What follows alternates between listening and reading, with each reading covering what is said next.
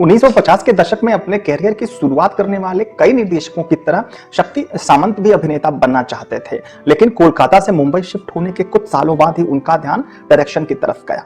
निर्देशक के रूप में कुछ अच्छी फिल्में बनाने के बाद उन्होंने 1958 में अपना खुद का प्रोडक्शन हाउस शुरू किया और अपनी पहली फिल्म बनाई हावड़ा ब्रिज, जिसमें अशोक कुमार और मधुबाला थे। हालांकि फिल्म ज्यादा नहीं चली, पर इसके दो गाने मेरा नाम चिंचू और आइए मेहरबान आज भी याद किए जाते हैं।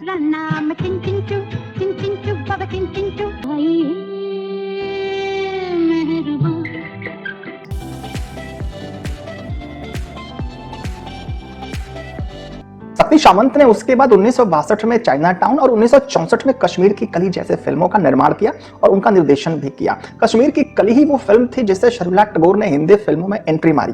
उसके तुरंत बाद ही उन्होंने शर्मिला टैगोर और शम्मी कपूर के साथ एन इवनिंग इन पेरिस बनाई, जिसमें शंकर जयकिशन का संगीत था।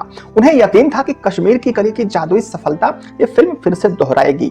इस फिल्म के हिट होने की उम्मीद तो सबको थी, लेकिन किसी ने भी ये नहीं सोचा था कि इसके रिलीज के 3 दिन बाद ही 3 हफ्तों तक पूरे देश भर में थिएटर मालिकों की हड़ताल हो जाएगी।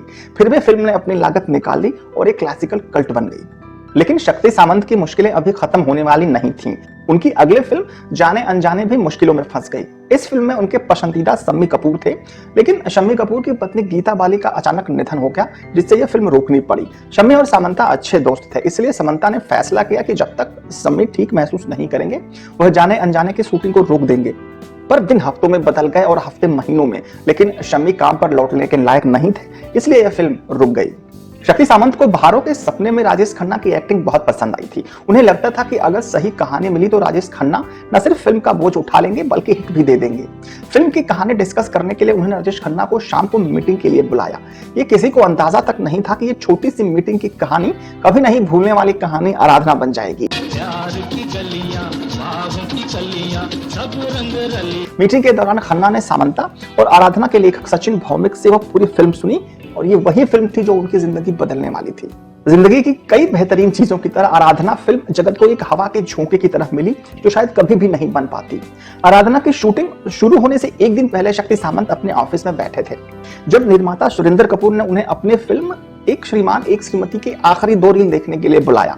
उन दिनों यह फिल्म निर्माताओं के बीच में बहुत आम बात थी, इसलिए सामंता लंच के दौरान स्क्रीनिंग रूम में चले गए।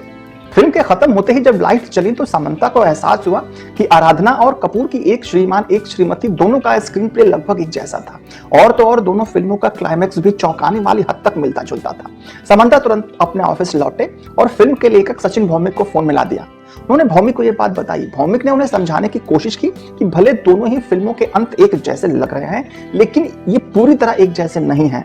मगर शक्ति सामंत उनकी इस बात से बिल्कुल भी संतुष्ट नहीं हुए।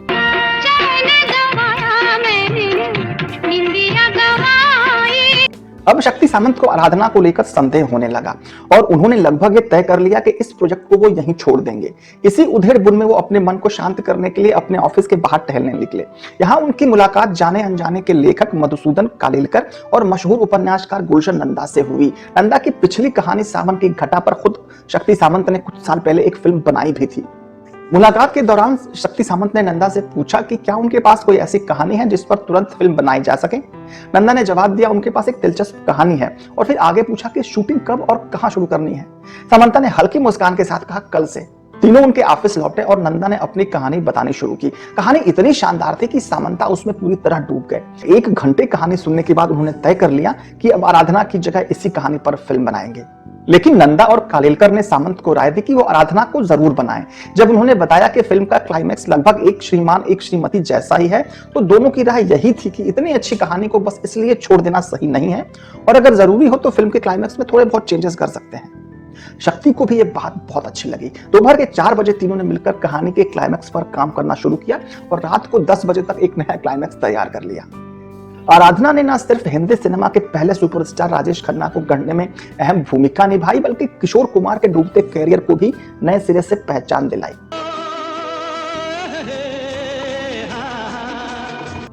शक्ति सामंत आराधना के संगीत के लिए शंकर जयकिशन को लेना चाहते थे, लेकिन बजट की दिक्कतों की वजह से एस डी बर्मन को संगीत देने का मौका दिया।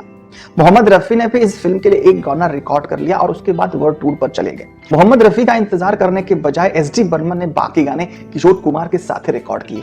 जिस तरह कहानी में किए गए बदलाव फिल्म के लिए फायदेमंद साबित हुए, वैसे ही संगीत में हुए बदलाव ने भी आराधना को ऐतिहासिक बना दिया। इस फिल्म के संगीत ने शक्ति सामंत को पहले ही इस बात का अंदाजा दिला दिया था कि फिल्म किस दिशा में जा सकती है, लेकिन जो उन्होंने पर्दे पर देखा वो किसी जादू से कम नहीं था। तेरे सपनों की रानी कब आएगी तू। आराधना की स्क्रीनिंग खत्म होने के साथ ही शक्ति सामंत के मुंह से जो पहला शब्द निकला वो था सुपरहिट।